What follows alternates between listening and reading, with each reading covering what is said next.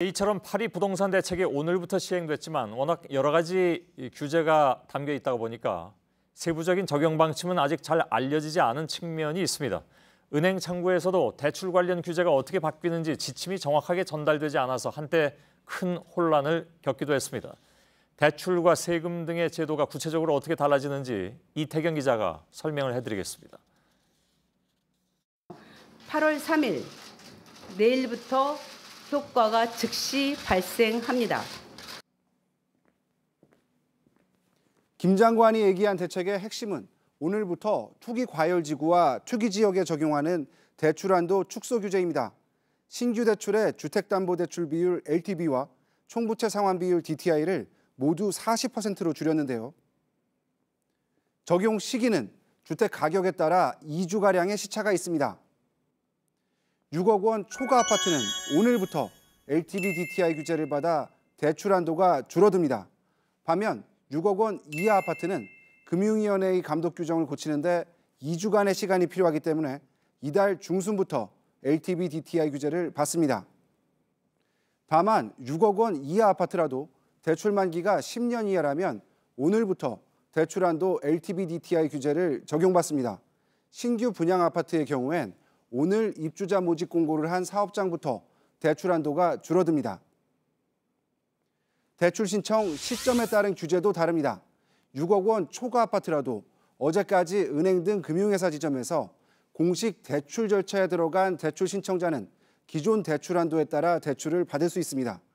반면 6억 원 초과 아파트를 사기 위해 오늘 대출 신청을 했다면 새로운 대출 규제인 LTV DTI 40%를 적용받습니다.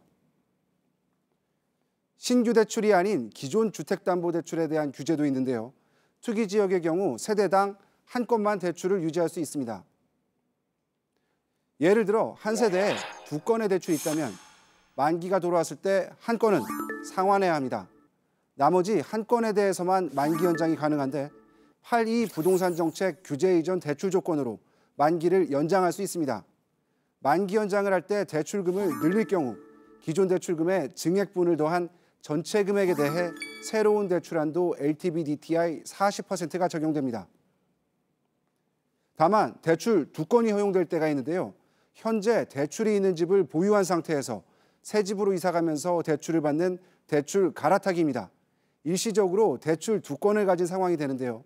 이런 경우엔 새 집의 대출을 받으면서 동시에 기존 주택 대출금을 상환한다는 조건 하에 신규 대출을 허용합니다. 다주택자 입장에선 정부가 양도소득세 중과를 내년 4월 1일부터 시행하는 이유에 주목해야 합니다. 양도세가 강화되기 전에 다주택자에게 집을 팔 수 있는 퇴로를 열어주겠다는 취지인데요. 양도세 중과 시행 후 집값이 더 하락할 거라고 보는 다주택자는 미리 집을 파는 게 낫습니다. 실제 대책 발표 당일인 어제 서울 강남 재건축 단지에선 시세보다 2억 원 낮은 급매물이 거래되기도 했습니다. 다주택자를 규제한 것과 달리 무주택자에겐 내 집 마련 기회를 넓혔습니다.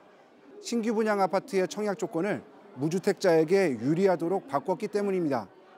투기 과열지구에서 분양하는 전용 면적 85평방미터 이하 주택은 모두 무주택 기간과 부양 가족 수에 비례해 점수를 매기는 가점제에 따라 분양합니다.